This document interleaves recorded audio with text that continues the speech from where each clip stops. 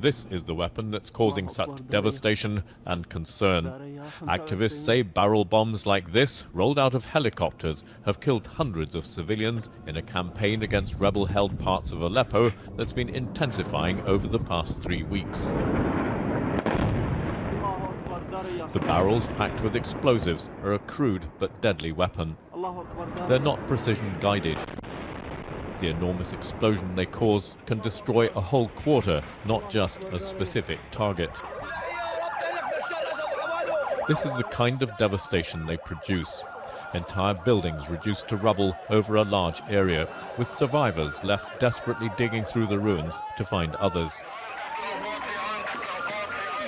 Inevitably, most of the casualties seem to be civilians.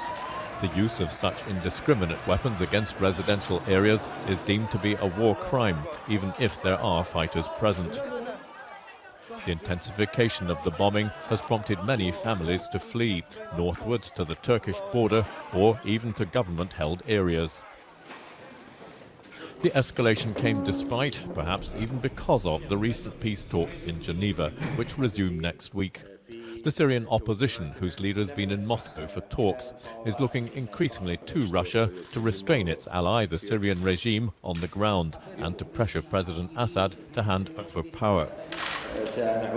We are looking for an important and big role for Russia in this phase and in the next phase and during the transitional phase. We thank the Minister and the Russian government for the invitation, and we are looking for more cooperation and coordination in this phase. The Russians were instrumental in bringing about the agreement to rid Syria of its chemical weapons. The Americans and others believe Damascus may be dragging its feet on meeting the deadline for shipping out the chemicals, but Russian officials insist the deadlines will be met, despite complications on the ground. But the Russians have been unable to diminish the violence, and plans for a local truce in Aleppo came to nothing. One crucial question hanging over the peace talks when they do resume will be how far the Russians are willing to go in pressuring Damascus and how much influence they really have. Jim Muir, BBC News, Beirut.